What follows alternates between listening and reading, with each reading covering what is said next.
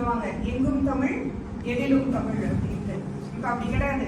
எங்கும் ஏஐ எதிலும் ஏஐ, அவ்வளவுதான். அது இல்லாத இடமே கிடையாது. அங்கிங்கனாதபடி எங்கும் பிரகாசமாய் ஒன்றே ஒண்ணுதான் நிறைஞ்சிருக்கு. கடவுள் நிறைஞ்சிருக்காரோ இல்லையோ எனக்கு தெரியாது. ஆர்டிபிஷியல் இன்டெலிஜென்ஸ் தான் நிறைஞ்சிருக்கு.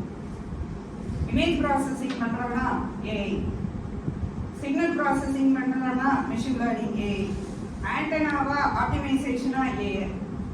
எங்க போனாலும் செயற்கை நுண்ணறிவு. முன்னாடி வந்து ஒரு இது சொல்லுவாங்க, ஒரு விஷயம் யாராவது சொன்னா அதை அனலைஸ் பண்ணி எப்பொருள் யார் யார் வாய் கேட்பினும் அப்பொருள் மெய்ப்பொருள் காண்பது அறிவு. இந்த அறிவை தாண்டி நுண்ணறிவு. அதுக்கு முன்னாடி பகுத்தறிவுன்னு ஒரு கூட்டம் பேசிக்கிட்டு இருக்கிறது நுண்ணறிவு. இந்த நுண்ணறிவுக்கும் பகுத்தறிவுக்கும் என்ன வித்தியாசம்? ஒரு விஷயத்த நம்ம தேடி நம்ம காதுக்கு செவிகளுக்கு வர்ற விஷயத்த கண்ணால பார்க்கக்கூடிய விடயங்களை, அந்த விடயங்களை அனலைஸ் பண்ணி பகுத்து எது நல்லது எது கெட்டது அப்படின்னு சொல்லிட்டு அனலைஸ் பண்ணி எடுக்கிறது பகுத்தறிவு.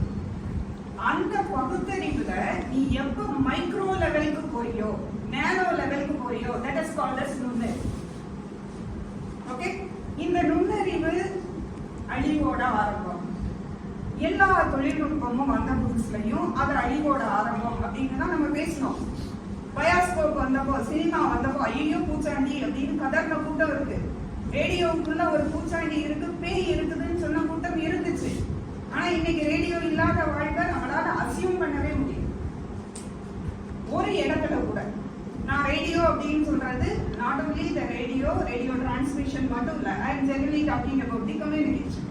தமிழ் படிக்கணும், சாரி மன்னிக்கவும். சரியா?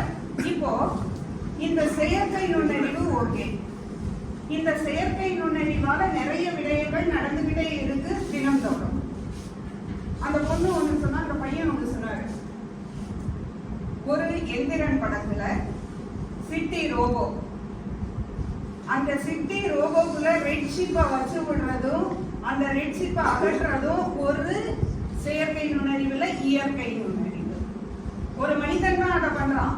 ஒரு சிட்டியால 1000 சிட்டி ரோபோக்களை உருவாக்க முடியும். ஆனா ஒரு வசீகரனை உருவாக்குறது ஒரு மனிதனால மட்டும்தான் உருவாக்க முடியும்.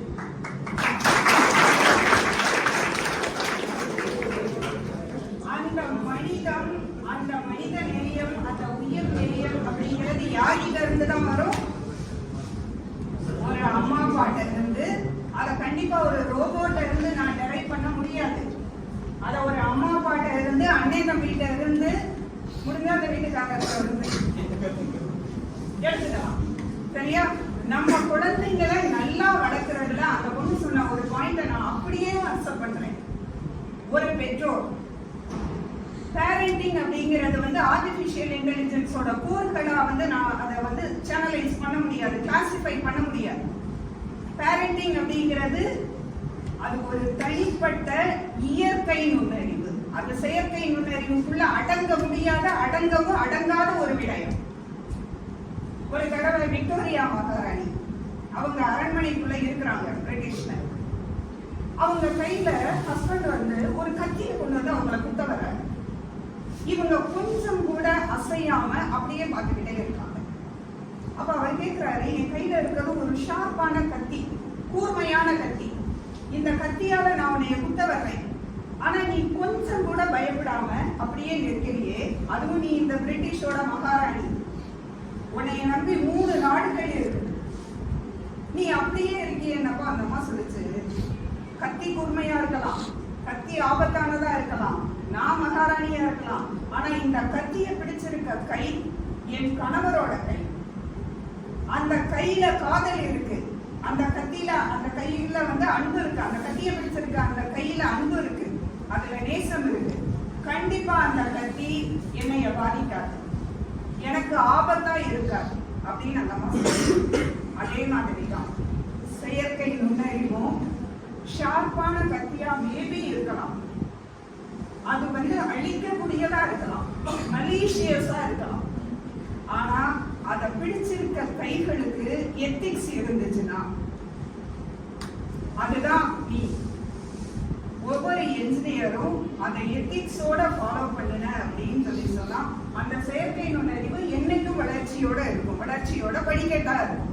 இன்னொன்னு ஒரு திருக்குறள் ஒன்று சொல்லுவாங்கல்ல, பயன்மரம் உள்ளூர் பழுத்தற்றால் செல்வம் நயனுடையான் கண் திரு. எல்லாருமே கையிலையும் வந்து செல்வம் இருக்கலாம், பணம் இருக்கலாம். ஆனா அது யார் கையில இருந்தாதான்? ஒரு ஊருக்கு நடுவுல பழுத்த ஒரு மரம், அந்த மரம் வந்து யாருக்கு பயன்படும்? ஊர்ல இருக்க எல்லாருக்கும் பயன்படும். அதே மாதிரி ஒரு செல்வம், அவன் நயனுடையான், நல்ல குணத்தோட உடையவன். கையில இருக்க செல்வம் எப்படி ஊருக்கெல்லாம் பயன்படுதோ அதே மாதிரி இந்த செயற்கை நுண்ணறிவு எல்லாருக்கும் பயன்படணும்னா நம்ம நயனுடையான, நம்மளோட இயற்கை நுண்ணறிவு அதிகமா இருக்கு, இன்டெலிஜென்ட் கோஷன் அதிகமா இருக்கு, நம்ம யூஸ் பண்றோம். அந்த செயற்கை நுண்ணறிவை பயன்படுத்துறோம். இமோஷனல் கோஷன்ஸும் நிறைய இருந்தா என்ன ஆகும்? அது எப்பவும் வளர்ச்சியோட படிக்கட்டா. நன்றி.